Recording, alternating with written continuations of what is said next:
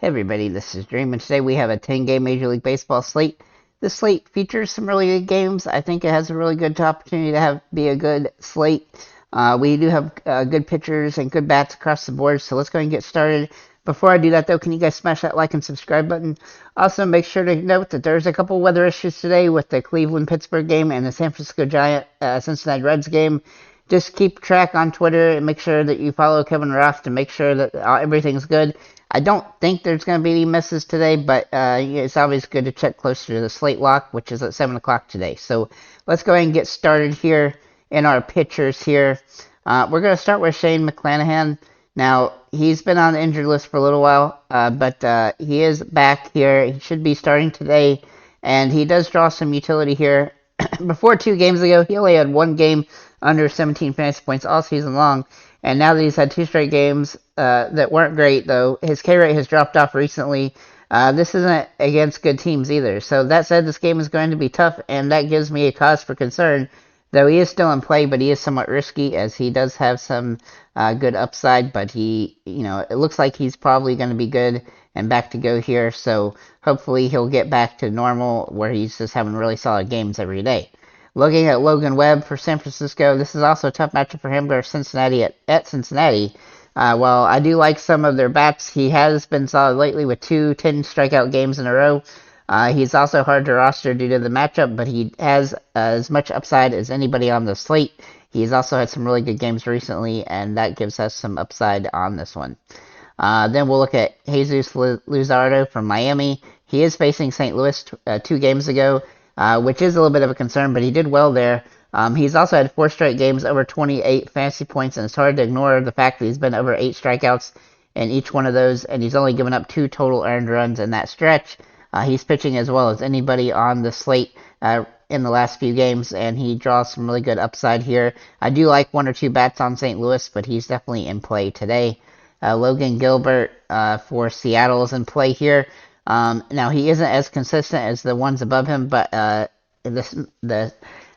strikeouts from Minnesota are high, and while he has a low floor, his stealing is also over 30 fantasy points, which gives him some nice upside here, especially if he can get a decent chunk of strikeouts, which he is definitely capable of doing. Then we'll look at Nick Pivetta for Boston. Now he is a little risky as he hasn't started in a while. He started a lot during the beginning of the year, and he had some good games there, though he also had some rough games. He does draw some good metrics, though, and he's pitched really well coming out of the bullpen recently. And assuming he does remain the starter today, he should have some upside in this positive matchup against Oakland.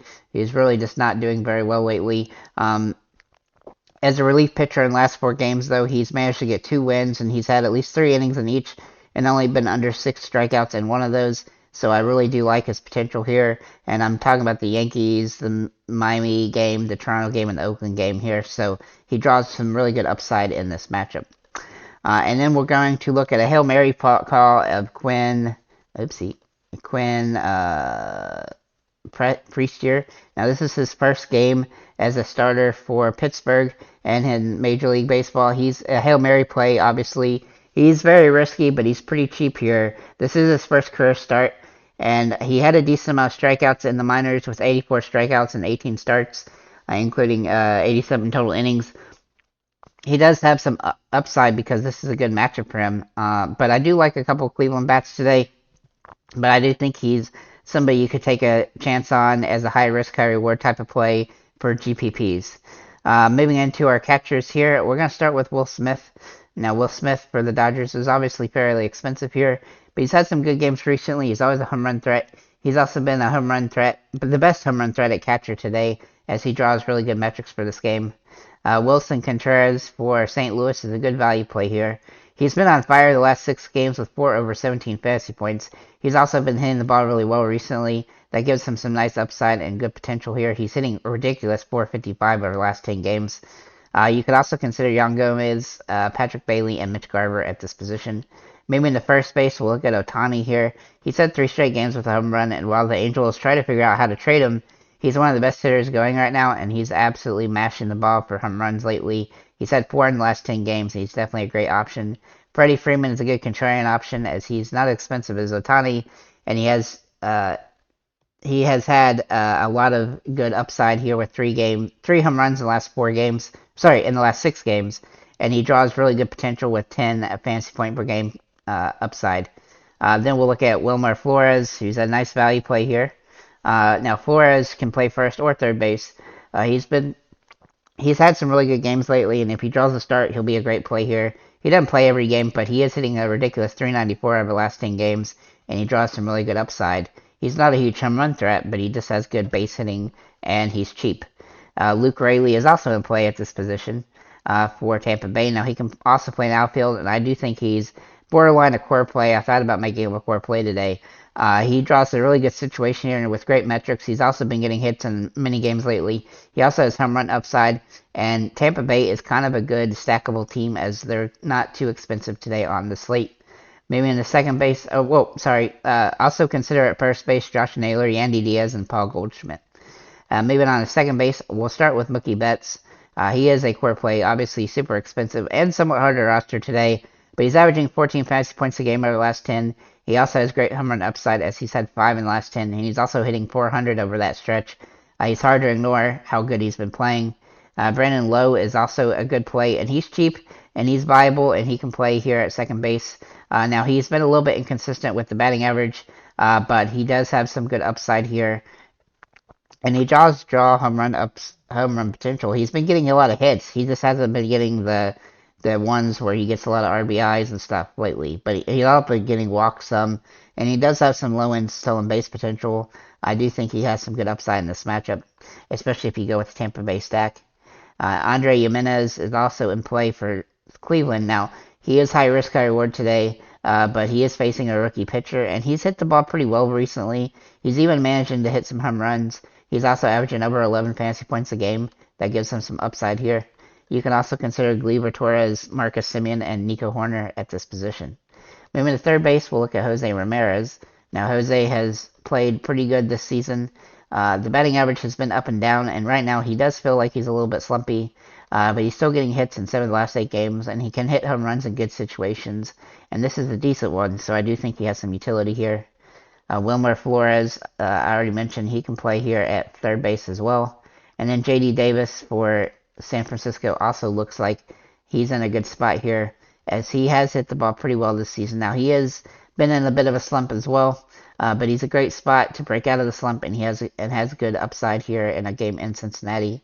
You can also consider Ella De La Cruz, Rafael Devers, Gunnar Henderson, Jack McKinstry, and Isaac Paredes at this position. Maybe a shortstop, we'll look at Wander Franco. Now, Wander Franco doesn't have the best metrics on the slate, but he has been getting hits in most games. He can also get multi-hit games occasionally and also home run upside. He does have some potential to pay off here, and he's capable of hitting those numbers. Even when he's not hitting the ball all that well, he's still managing to score almost 8 fantasy points a game. We'll also look at Ella De La Cruz here. Now, he's had 4 straight games with no hits, and only one game, he's had 3 straight games with no hits against Milwaukee. But this is a great situation for him at home, and he draws a lot of upside, though his price is very expensive. He does have a good matchup that you would really like to use him in. Bobby Witt Jr. is also in play for Kansas City.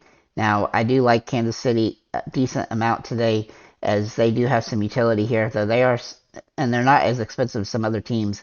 Obviously, they sometimes have tough games, and they haven't hit the ball well. But he has in 6 games, and over the last 10 games, 6 of those games he's been over 10 fantasy points. He's also had 4 home runs in that stretch, and he draws some really good upside here.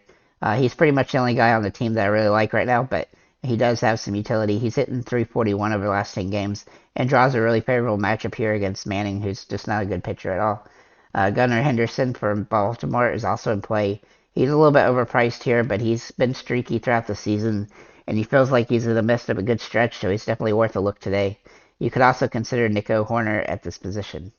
Moving to outfielders, we have 4 top-tier plays for you in Ohtani, Mookie Betts, Jake Fraley, and Josh Lowe.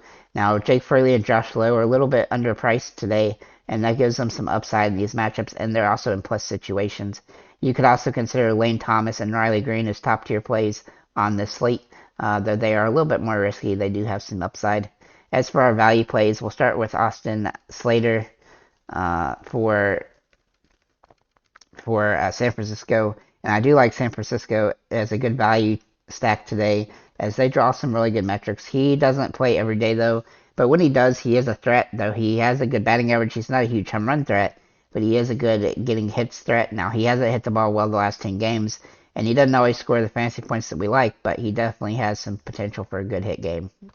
We'll also look at Luke Raley, who can play here as well as first base. He's somebody that's a very good option, very close to being a core play today. Then we'll look at Kerry Carpenter, who is a core play, I think. He's hit the ball extremely well recently with a 300 average over the last 10 games, including 4 home runs.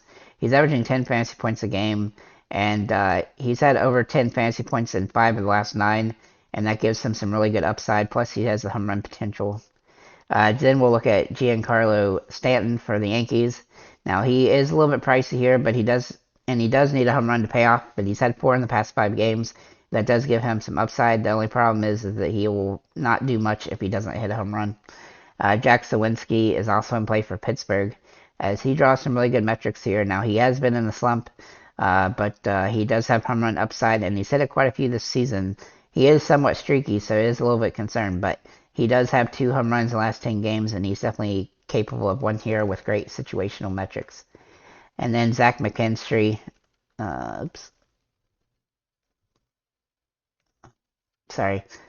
for Detroit, he can play third base or outfield today.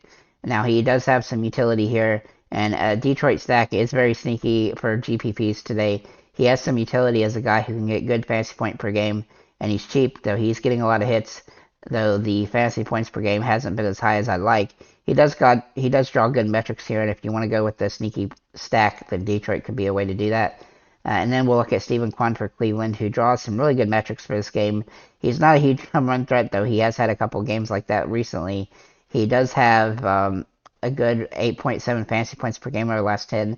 I wish he was slightly cheaper, and he obviously doesn't have the big 20 fantasy point upside that we'd like, but he does have some good potential here as a multi-hit game is in play today.